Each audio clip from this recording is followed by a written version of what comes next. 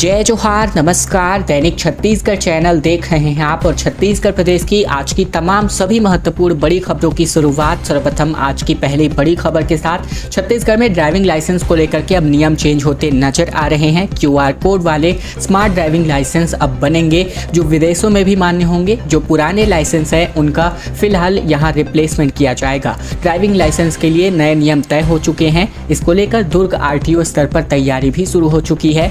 नया driving licence घर बैठे बनवा सकते हैं, लेकिन इसके लिए लाइसेंस के पहले जो चिप वाले लाइसेंस रहते थे इनके माध्यम से अब एक अलग क्यूआर कोड से लेस नया ड्राइविंग लाइसेंस आपको मिलेगा। इसके क्यूआर कोड को स्कैन करने से आपकी पूरी डिटेल्स मोबाइल पर सामने आ जाएगी। यही नहीं, यहाँ पर लाइसेंस की सबसे बड़ी खासियत ये होगी कि ये भारत ही नहीं अपितु संपूर्ण विश्व में मान्य होगा। सभी लोगों को यह नया ड्राइविंग लाइसेंस बनवाना अनिवार्य होगा। जो पहली बार लाइसेंस बनवाएंगे, जो विधिवत ऑफिस जाकर ड्राइविंग टेस्ट देकर बनवाएंगे, उन्हें विभाग यह नया मॉडल लाइसेंस जारी करेगा। जिनके पास पहले से ही पुराने फॉर्मेट का लाइसेंस है, उन्हें अब अपने पुराने लाइसेंस को नया लाइसेंस में रिप्लेस करना होगा। 2 पानी टंकियां ढह गई। ये मामला भिलाई का है, जहां तकरीबन 36 लाख लीटर पानी तो बह गया, साथ ही 2 टंकियां धराशायी हो गई। सप्लाई से पहले धराशायी हुई हैं ये टंकियां। लोगों ने कहा कि 55 साल ये पुरानी टंकियां थी जिसका कोई भी मेंटेनेंस काम नहीं हो रहा था। भिलाई टाउनशिप क्षेत्र में मंगलवार की सुबह 6 बजे के करीब सेक्टर 4 मार्केट के पास स्थित 2 पानी टंकियां भरभरा कर गिर गई। गनीमत ये रही कि इस हादसे में कोई भी हताहत नहीं हुआ। मेंटेनेंस ऑफिस के कुछ हिस्से को भी नुकसान पहुंचा है। घटना के बाद से मौके पर लोगों की भीड़ लग गई है। इधर दोनों टंकियों की वजह से सेक्टर 4 और सेक्टर 3 के क्षेत्र में पानी सप्लाई की जाती थी। चश्मदीदों के मुताबिक पहले एक पानी टंकी गिरी और उसने दूसरी टंकी को भी अपनी चपेट में ले लिया। पल भर में 36 लाख लीटर पानी मलबे के साथ ही सड़क पर आ गया। दोनों टंकियों से तकरीबन 3000 घरों में पानी सप्लाई किया जाता था। दोनों टंकियों की कैपेसिटी तकरीबन 18 लाख लीटर की थी। सरकार एक नई स्कीम ला रही है, जहां सरकार तकरीबन 150 युवतियों को निःशुल्क प्रशिक्षण के साथ ही नौकरी देने वाली है, जो कि गारंटीड होगी। दरअसल खबर है इस वक्त एक बड़ी खबर, जहां 10वीं पास जितने भी छात्राएं हैं वो बेरोजगार युवतियां हैं, वो करियर बनाने का इनको एक बेहतर अवसर दिया जा रहा है। जिला प्रशासन द्वारा नव गुरुकुल संस्था के माध्यम से 18 महीने की फ्री ट्रेनिंग इनको दी जाएगी और ट्रेनिंग पूरी होने के बाद काम मिलने की भी गारंटी है। इसके अलावा नव गुरुकुल द्वारा 5 कोर्सेज की ट्रेनिंग शुरू कराई जा रही है। इसमें छात्राओं को ट्रेनिंग देने का काम बाहर के एक्सपर्ट्स के माध्यम से कराया जाएगा। बेरोजगारी भत्ता प्राप्त युवतियों को कंप्यूटर का निःशुल्क आवासीय प्रशिक्षण देने के साथ ही उन्हें न्यूनतम 25,000 रुपये प्रति माह की सैलरी भी दी जाएगी। नव गुरुकुल नामक एनजीओ से छत्तीसगढ़ की सरकार ने ये अनुबंध हस्ताक्षरित किया है। इसी के माध्यम से तकरीबन 150 युवतियों को प्रशिक्षण व रोजगार प्रदान किया जाएगा। साथ ही युवतियों को निःशुल्क प्रशिक्षण देने के माध्यम से संसाधन की व्यवस्था भी एनजीओ के द्वारा होगी। ट्रेनिंग लेने वाली प्रत्येक छात्रा को एक लैपटॉप और किताबें भी मुफ्त में दी जाएंगी। 18 महीने के लिए आवास और खाने पीने की व्यवस्था निगम प्रशासन के द्वारा किया जाएगा और ये फिलहाल हो रहा है रायपुर में। स्टालिन के बेटे का बीजेपी ने यहां पर पुतला फूंका है, जहां सनातन धर्म पर उदयनिधि के विवादित बयान के माध्यम से नाराज नेताओं ने ये जोरदार प्रदर्शन किया। तमिलनाडु के मुख्यमंत्री स्टालिन के बेटे और मंत्री उदयनिधि स्टालिन के सनातन धर्म पर दिए गए विवादित बयान को लेकर के देश भर में बीजेपी ने विरोध प्रदर्शन शुरू किया है। इसी कड़ी में बीते दिन राजधानी रायपुर समेत पूरे प्रदेश और पूरे देश में बीजेपी कार्यकर्ताओं ने उदयनिधि का पुतला फूंककर नारेबाजी की। प्रदेश अध्यक्ष अरुण साव, पूर्व मंत्री और विधायक ब्रजमोहन अग्रवाल समेत बीजेपी के कई बड़े नेता और बड़ी संख्या में कार्यकर्ता बूढ़ा तालाब के बिजली ऑफिस चौक के पास जुटे और यहां उदयनिधि के खिलाफ जमकर नारेबाजी की गई। स्टालिन सरकार को हिंदू विरोधी भी बताया गया। तमिलनाडु के डीएमके सरकार में खेल मंत्री उदयनिधि स्टालिन ने सनातन धर्म को लेकर के विवादित टिप्पणी की थी। उन्होंने कहा था कि सनातन धर्म डेंगू, मलेरिया और कोरोना की तरह है, जिसका महज विरोध नहीं किया जा सकता बल्कि इसे खत्म किया जाना चाहिए।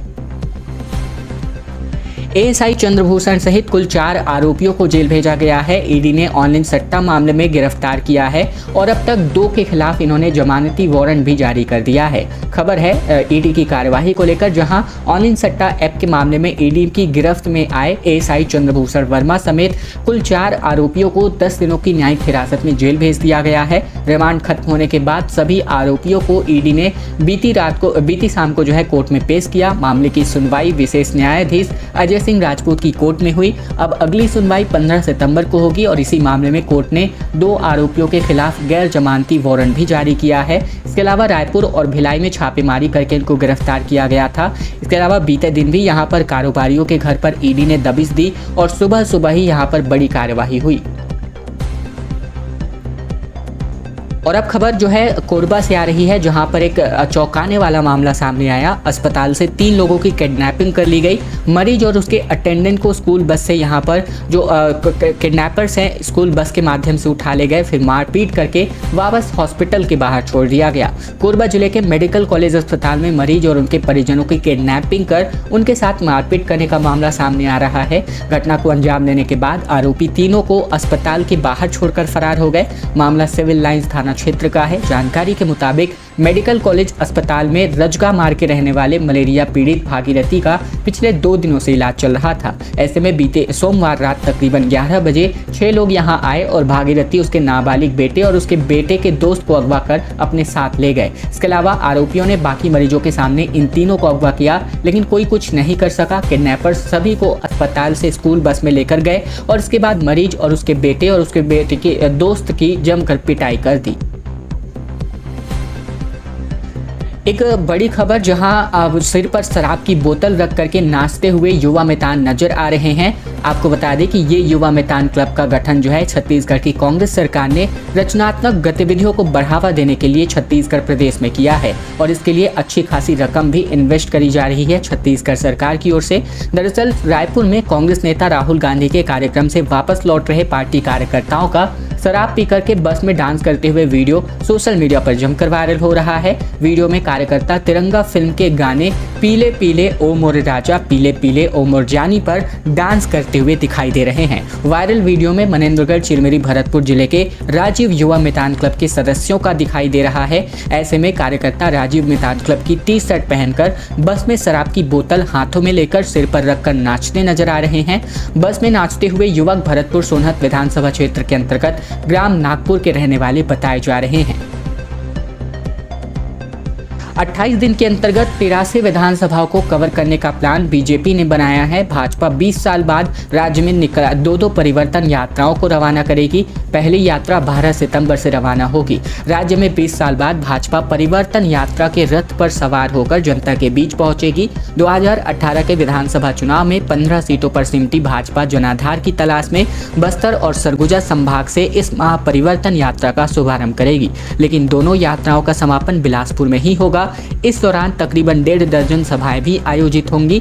पहली यात्रा 12 सितंबर को छत्तीसगढ़ के दंतेवाड़ा से शुरू होगी, जबकि दूसरी यात्रा 16 सितंबर को जसपुर से शुरू होगी। परिवर्तन यात्रा का समापन बिलासपुर केंद्रीय होगा, जो 28 सितंबर को होगा। इसके अलावा 44 विधानसभाओं से ये परिवर्तन यात्रा बीजेपी गुजारने वाली है।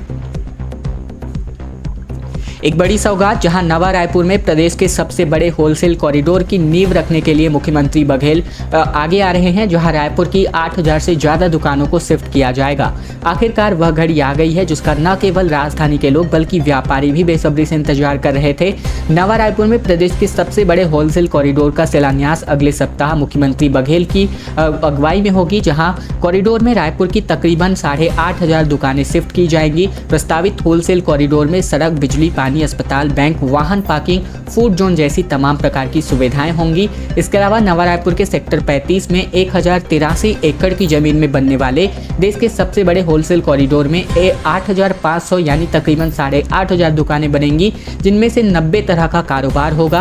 होलसेल कॉरिडोर के लिए जिस तरह जगह का चयन किया गया है, वहां से एयरपोर्ट, कार्गो, नवा रायपुर का रेलवे स्टेशन, डूमर तराई थोक बाजार के साथ ही दूसरे जिलों को जोड़ने वाली सड़कें बेहद करीब हैं। टीचर्स डे के दिन रायपुर के छात्र छात्राओं ने जोरदार प्रदर्शन किया। टीचर्स डे के दिन ही प्रिंसिपल को हटाने की मांग इन्होंने की। दरअसल खबर है, रायपुर में टीचर्स डे के दिन ही प्रिंसिपल को हटाने के लिए छात्रों ने प्रदर्शन कर डाला। बड़ौदा गांव का ये गवर्नमेंट स्कूल हाई स्कूल में पढ़ने वाले छात्र छात्राओं का आरोप है कि प्रिंसिपल ममता सिंह की वजह से बेवजह छात्रों को परेशान होना पड़ता है। साथ ही परेशानी के साथ साथ इनको टीसी देने की धमकी लगातार प्रिंसिपल्स के द्वारा दी जाती है। साथ ही ममता सिंह को हटाने की मांग को लेकर स्कूल के सारे छात्र लामबंद हो गए। यहाँ स्कूल खुलने से पहले ही गेट में इन्होंने ताला जोड़कर छात्र छात्राओं के गेट में प्रदर्शन किया। स्कूल के ही छात्र राजीव रंजन ने बताया कि रोजाना बेवजह की डांट फटकार से छात्र परेशान हैं। स्कूल में किसी भी तरह के कार्यक्रमों का भी आयोजन प्रिंसिपल के माध्यम से नहीं किया जाता। SECL के विरोध में सड़क पर कांग्रेसी उतर आए। मुख्यालय का घेराव कर केंद्र सरकार के खिलाफ इन्होंने जमकर हल्ला बोला। कहा कोयला खदान को निजी हाथों में कभी भी नहीं दिया जाना चाहिए। दरअसल SECL के कोयला खदान आवंटन नीति के विरोध में बीते दिन कांग्रेस नेता व कार्यकर्ता सड़क पर उतर आए। जमकर नारेबाजी की, हंगामा मचाया गया। SECL मुख्यालय का घेराव करने पहुंचे कांग्रेसियों ने सड़क पर चक्का जाम किया और मुख्यालय के सामने प्रदर्शन करके केंद्र सरकार के खिलाफ जमकर हल्ला बोला। इस दौरान नेताओं ने कहा कि केंद्र की मोदी सरकार सरकारी उपक्रमों को निजी हाथों में देने का काम कर रही है, जिसमें छत्तीसगढ़ के युवाओं का रोजगार छिन जाएगा। कांग्रेस नेताओं ने यह भी दावा किया कि कांग्रेस की सरकार आने वाले निजी खदानों को वापस लिया जाएगा। SECL ने रायगढ़ जिले के पेलमा कोयला खदान का संचालन माइन डेवलपर एवं ऑपरेटर यानी MDO मोड पर करने का फैसला किया है और इसी के लिए विरोध में यहाँ पर कांग्रेस मुख्यालय में प्रदर्शन हुआ। SECL मुख्यालय में प्रदर्शन हुआ। शिक्षकों का अटैचमेंट अब खत्म होने वाला है और जल्द ही स्कूल इनको जाना पड़ेगा। 200 से अधिक टीचर दूसरे विभागों में अटैच किए गए हैं। ऐसे में मूल विभाग में भेजने का आदेश जो है जारी किया जा चुका है।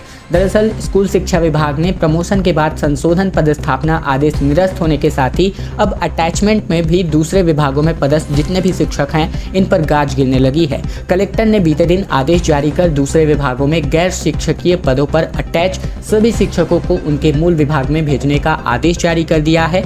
जिले में तकरीबन 200 से अधिक स्कूल टीचर स्कूल में पढ़ाना छोड़ करके दूसरे विभागों का काम देख रहे हैं। दूर दराज स्कूलों में पदस्थ शिक्षकों ने अपना अटैचमेंट मुख्यालय में करा लिया, जिसके तहत जिला पंचायत, समाज एवं कल्याण विभाग, महिला एवं बाल विकास विभाग, बाल संप्रेक्षण गृह, इसके अलावा बालिका संप्रेक्षण गृह, जिला व ब्लॉक शिक्षा अधिकारी कार्यालय, राजस्व कार्यालय सहित दूसरे विभागों में अटैच होकर टीचर गैर शिक्षकीय और साथ ही दफ्तर का काम करने लग रहे थे।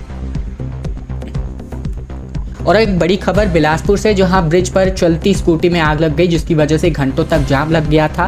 धुआं उठता देख करके युवक ने भाग करके अपनी जान बचाई और पल भर में ये स्कूटी जलकर खाक हो गई। बिलासपुर में चलती स्कूटी में आग लग गई।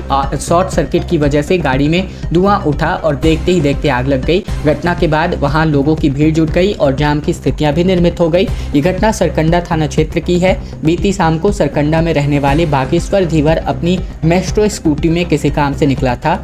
गाड़ी इंदिरा सेतु के पुल पर ही पहुंची थी, तभी चाबी लगाने वाली जगह से धुआं उठता देखने लगा, जिसके बाद देख करके उसने गाड़ी को रोक दी। वह कुछ समझ पाता इसके पहले ही स्कूटी आग के लपटों से घिर गई थी। 16 दिन की हड़ताल अब खत्म हो सकती है। मंत्री अकबर से मुख्यमंत्री भूपेश बघेल सीधी बात करेंगे, जहां हजारों स्वास्थ्य कर्मचारी यहां बर्खास्त कर दिए गए हैं। प्रदेश में बीते 21 अगस्त से चली आ रही स्वास्थ्य कर्मचारियों की हड़ताल खत्म हो सकती है। बीते दिन कबीरधाम जिले के स्वास्थ्य कर्मचारी के नेताओं ने कवर्धा विधायक और मंत्री मोहम्मद अकबर से उनके रायपुर स्थित निवास में मुलाकात की। कबीरधाम जिला अध्यक्ष गोलू सोनवानी ने बताया है कि सभी कर्मचारी अभी भी अपनी 5 सूत्री मांगों को लेकर डटे हुए हैं। हमारी मांगों के संबंध में मंत्री अकबर से चर्चा की गई है। अब कर्मचारियों की ओर से मंत्री अकबर ही मध्यस्थता करेंगे। मुलाकात के दौरान मंत्री अकबर ने स्वास्थ्य कर्मचारियों की मांगों को लेकर मुख्यमंत्री भूपेश बघेल से चर्चा करने का आश्वासन दिया है। गौरतलब है कि यहाँ कबीरधाम जिले समेत 161 समेत पूरे प्रदेश भर के हजारों स्वास्थ्य कर्मचारियों को हड़ताल के कारण इसी माह सितंबर में बर्खास्त कर दिया गया था। बीजेपी का अल्पसंख्यक सम्मेलन आज आयोजित होगा, जिसमें मुख्यमंत्री भूपेश बघेल ने कहा कि मुंह में राम और बगल में छुरी, इनको इंडिया नाम से ही परहेज है। दरअसल छत्तीसगढ़ में राजनीतिक पार्टियां विधानसभा चुनाव से पहले हर वर्ग को साधने में जुटी है। ऐसे में बीजेपी अल्पसंख्यक मोर्चा आज के दिन राजधानी रायपुर में प्रदेश स्तरीय सम्मेलन आयोजित कर रहा है। रायपुर के शहीद स्मारक भवन में आयोजित होने वाले इस सम्मेलन में तकरीबन 2000 से ज्यादा मोर्चा के पदाधिकारी और कार्यकर्ताओं के आने का दावा किया जा रहा है। सम्मेलन में भाजपा भाजपा अल्पसंख्यक मोर्चा के राष्ट्रीय अध्यक्ष जमाल सिद्दीकी, पूर्व सीएम डॉक्टर रमन सिंह, भाजपा प्रदेशाध्यक्ष अरुण साव, प्रभारी ओम माथुर, सांसद विजय बघेल समेत अन्य नेता शामिल होंगे। सम्मेलन को लेकर मुख्यमंत्री बघेल ने निशाना साधा, जहां सीएम ने कहा कि इनके मुंह में राम और बगल में छुरी है। सम्मान करना अच्छी बात है, लेकिन दिल से करें, ये जहर क्यों उगलते हैं। खैर दोस्तों, आज की खबरों का सिलसिला बस यही तक का था। अगर आपको यह वीडियो पसंद आए तो वीडियो को लाइक करना मत भूलेगा। चैनल पर अगर आप नए हैं तो चैनल को भी जरूर सब्सक्राइब कर लीजिएगा, ताकि प्रतिदिन महत्वपूर्ण खबरें, छत्तीसगढ़ समाचार हम आप तक रोजाना पहुंचा सकें।